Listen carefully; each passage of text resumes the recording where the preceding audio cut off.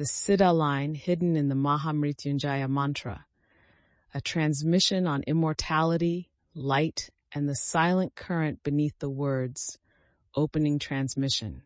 Some mantras are invitations, some are revelations, and a few are direct transmissions from the other shore. There is one mantra spoken in hushed tones, offered not for protection alone, but to awaken a force that sleeps in the marrow of your soul. Known to many as a prayer of healing and victory over death, the Maha Mrityunjaya Mantra holds within it a line, almost hidden, yet blazing like a silent torch through time. It is not its most famous phrase. It is the final line, often passed over. Yet it carries the current of the Siddhas, those realized masters who have gone beyond decay. In this transmission, we will not chant. We will listen deeper. We will walk into the sound between syllables and uncover the secret line that shifts this mantra from a prayer to a portal. This is not mythology. It is vibrational reality. 1. The mantra as the field of deathless power. The Maha Mrityunjaya Mantra is ancient beyond record, found in the Rig Veda, echoed in later tantras, revered as the great victory over death mantra. But to call it a prayer is not quite right. It is a field, a woven lattice of sound that holds three intentions at once: healing of the body and mind, liberation from karmic cycles, awakening of the inner light beyond mortality. Most recite it for protection, but few understand what it is actually coded to do. The mantra activates what ancient sages called the Amrita Bindu, the drop of nectar sealed in the higher regions of the subtle body. And yet, the activation doesn't come from the beginning. It comes from what lies at the end. There, softly placed like a signature, is a line that doesn't match the rest in form, but surpasses it in vibration. 2. The final line, Om Triambakam Yajamahe, and then, the mantra is often presented as a 4-part verse. We worship the three-eyed one, who permeates all like fragrance. May he liberate us from bondage, like a cucumber from the vine, but not from immortality. These are poetic renderings of the first 3 lines. The 4th, however, is rarely emphasized, and it is not even consistent across traditions. But one version, kept within certain lineages, adds a closing line, Om Haum Joom Sah. This, friends, is not a flourish. It is a Siddha seed code, a vibrational stamp implanted by awakened beings who understood what happens to the mantra when it is sealed with precise frequencies. This final seed string, Haum Joom Sah, is not mere sound. It is a carrier wave. Each syllable is a trigger, not of belief, but of energetic realignment. Let us pause here and feel. 3. Haum, the fire at the crown.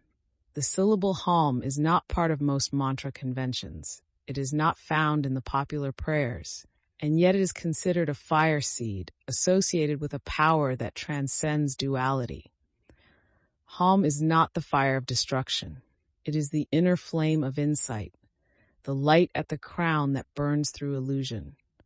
When this syllable is sounded even silently, it stimulates the central axis of the subtle body, awakens the vibrational channel that links the heart and the head. It is the spark of divine will, the yes that exists even in the heart of death. When added to the Maha Mrityunjaya, it ignites the mantra. It is the moment the prayer becomes a flame. Joom, the spiral of protection and penetration. Joom is a syllable rarely spoken outside of tantric initiation. It combines the force of invocation with the power of protection. It does not mean shield. It means penetrate without harm. The masters taught that Joom activates the auric membrane, the subtle sheath that surrounds your vibrational field.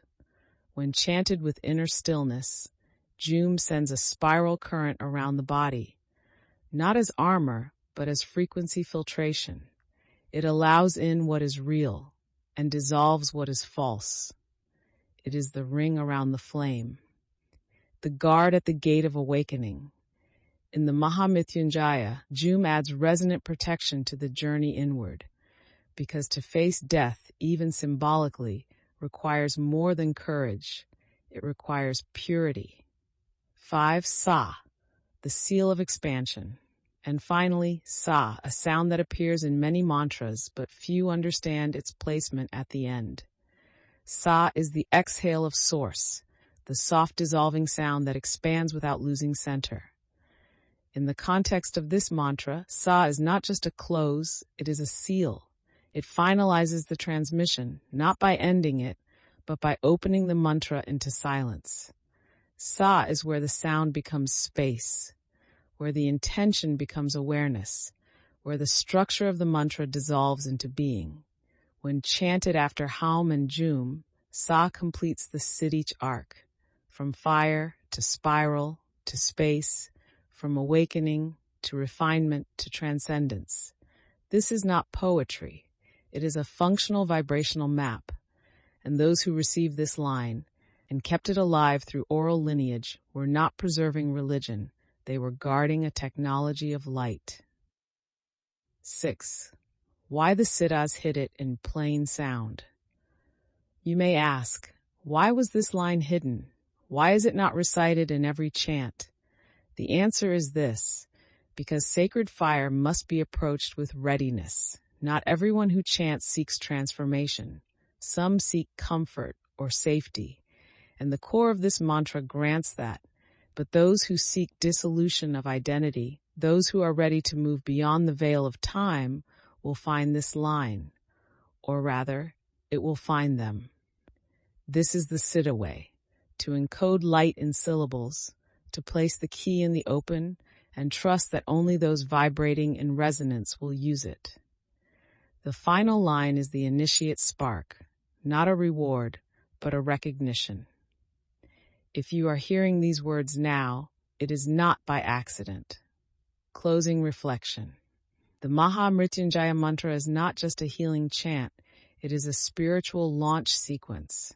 Its final line, Haum Joom Sah, is the ignition, the spiral, the seal.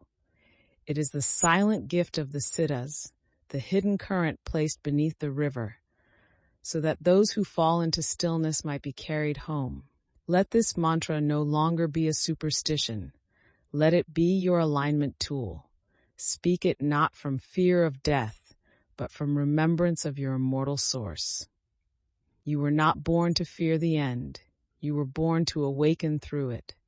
Let the sound dissolve. Let the breath steady. Let the silence reveal. And in that silence you will know the mantra was never outside you. It was your own vibration waiting to be spoken. Next transmission. In our next sacred episode, we will explore the 108 names of Shiva as a map of consciousness, not as a devotional list, but as an unfolding ladder of perception. Each name is a gate, each vibration a stage of awakening. Together, they form a map, not of theology, but of pure awareness itself.